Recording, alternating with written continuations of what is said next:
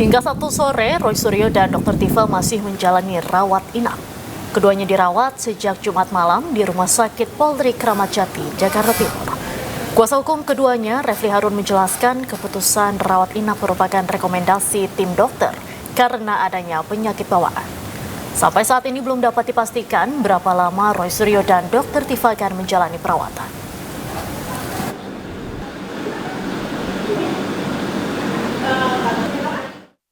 Dan untuk mengetahui perkembangan terbaru kondisi Roy Suryo dan Dr. Tifa, sudah ada jurnalis iNews Steven Patinama di Rumah Sakit Polri. Selamat sore, Steven. Apakah sudah ada keterangan terkait kondisi terkini Roy Suryo dan Dr. Tifa? Baik, selamat sore Diandra dan juga pemirsa. Terkait perkembangan terkait kesehatan Roy Suryo dan Dr. Tifa, memang sampai sore ini atau Sabtu sore ini kami belum menerima perkembangan terbaru baik dari pihak Rumah Sakit Polri ataupun dari penyidik Polda ataupun juga dari tim kuasa hukum dari Roy Suryo dan Dr. Tifa. Namun tadi sore sempat kami melihat ada dua tim dari kuasa hukum Roy Suryo dan Dr. Tifa, yaitu Muhammad Kosinuddin salah satunya datang untuk kemungkinan membesuk Dr. Tifa dan juga Roy Suryo. Namun saat kami tanyakan kepada Muhammad Kosinuddin apakah dirinya datang untuk membesuk Roy Suryo, namun dirinya menjelaskan atau mengungkapkan datang ke Rumah Sakit Polri untuk urusan yang berbeda begitu. Sedangkan selain mereka berdua, ada juga sejumlah teman-teman ataupun relawan pendukung dari Roy Suryo dan juga Dr. Tifa yang pada sore tadi datang membesuk. Sempat kami juga berbincang sedikit dengan dua relawan pendukung dari Roy Suryo dan Dr. Tifa yang menyebutkan bahwa Roy Suryo dan Dr. Tifa dirawat di lantai 3 Gedung Anton Sujarwo di Rumah Sakit Polri, di mana Roy Suryo dirawat di sebuah kamar dan hanya seorang diri, tidak ada pasien lainnya, dan dalam kondisi sehat begitu dan tidak menggunakan alat medis apapun menurut pengakuan dari pendukung yang telah membesuk Roy Suryo. Bahkan dirinya sempat bertemu dan berdialog begitu langsung dengan Roy Suryo. Sedangkan untuk Dr. Tifa memang menurut para pendukung belum bisa ditemui atau dibesuk dengan alasan kesehatan yang masih menurun dan atas permintaan dari Dr. Tifa sendiri dan juga keluarga. Untuk saat ini memang kedua tim kuasa hukum masih berada di lantai 3 atau di ruang rawat Roy Suryo dan Dr. Tifa untuk membesuk, dan kita akan tunggu keterangan apa dari mereka berdua. Demikian, Hendra. Terima kasih Steven Patinama melaporkan langsung dari Rumah Sakit Polri Kramat Jati, Jakarta. Selamat sore, selamat kembali bertugas. Pemirsa, Roy Suryo dan Dr. Tifa ditahan Polda Metro Jaya terkait kasus ijazah Jokowi. Hingga Sabtu pagi kedua tersangka masih dirawat di Rumah Sakit Polri Kramat Jati. Tolong geser dulu, geser Pak, geser. Tolong geser ya. Roy Suryo dan Dr. Tifa menjalani perawatan dan observasi lanjutan usai kondisi kesehatan keduanya menurun pasca pemeriksaan kesehatan lebih dari 2 jam.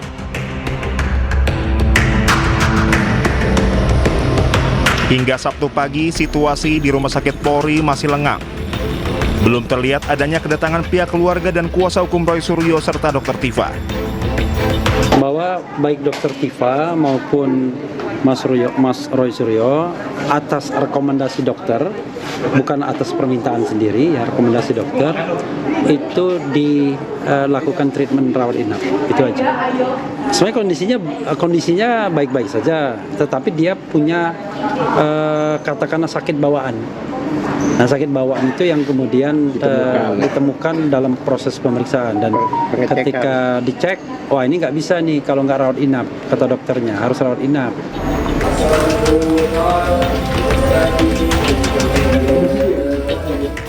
Pemirsa, selamat menunaikan ibadah sholat maghrib untuk Anda yang berada di wilayah Jakarta dan sekitarnya. Anda menyaksikan iNews Sore bersama saya Camar Haenda. Viral di media sosial, pengemudi ojol mencoba mempertahankan sepeda motornya yang diangkut dishub di kawasan Jatinegara, Jakarta Timur. Motor pengemudi ojol tersebut diangkut saat pengemudi sedang mengambil orderan di salah satu restoran di kawasan tersebut. Saya butuh uang, anak saya sekolah, saya butuh makan, tolong Bang. Rumah saya di Bekasi Bang, tolong. Saya nggak berhenti di Purwakarta. Tapi Bang ada kebijakan. Tolong Pak, tolong. Sambil menenteng pesanan pelanggan, seorang pengemudi ojol memohon kepada petugas dishub agar motornya yang diderek petugas bisa dikembalikan. Pengemudi ojol juga sempat naik ke atas truk, namun motornya tetap dibawa petugas. Belum Pak, lari sama sekali dari pagi jam 6 saya keluar baru ini Pak. Tolong. Diketahui motor pengemudi ojek online itu diderek petugas lantaran parkir tidak pada tempatnya saat pengemudi mengambil pesanan di sebuah restoran yang berada di Jalan Jatinegara Timur, Jakarta. Usai kejadian, sejumlah jajaran Sudin Perhubungan Jakarta Timur mendatangi kediaman pengemudi ojek online tersebut. Mereka datang untuk bersilaturahmi sekaligus mengembalikan sepeda motor pengemudi ojol yang sempat diderek petugas lantaran parkir tidak pada tempatnya. Ketika saya dapat notifikasi makanan siap diambil, saya langsung langsung ambil karena memang udah jadi di situ. Dan mana saya tahu kalau memang cuma selang 2 menit motor udah naik ke atas gitu, dan saat itu memang saya kondisi memang panik karena saya ingin mempertahankan motor saya, dan dari pihak Disub sendiri pun humanis, nggak ada yang bagaimana gitu yang saya pikirkan cuma.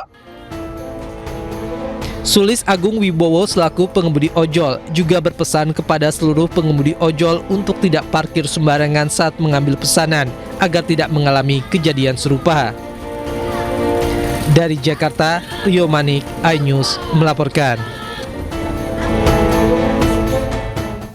Polres Metro Jakarta Pusat berhasil mengungkap misteri perampokan sadis di kawasan Menteng, Jakarta Pusat. Pelaku merupakan rekan kerja korban yang melaporkan kejadian tersebut sebagai saksi.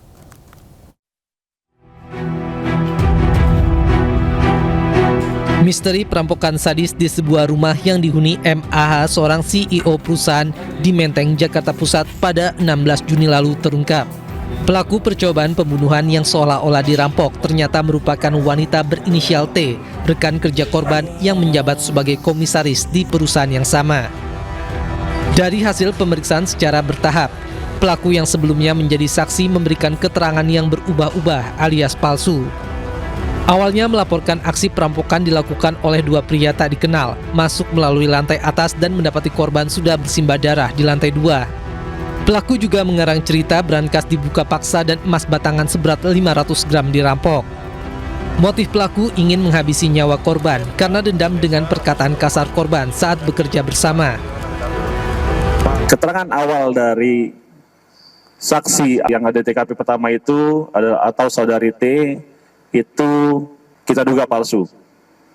Kita temukan ternyata bahwa tidak adanya 2 orang yang masuk ke dalam rumah, melainkan pelaku dari penganiayaan yang dilakukan kepada saudara MHA itu ternyata dilakukan oleh saudari T sendiri.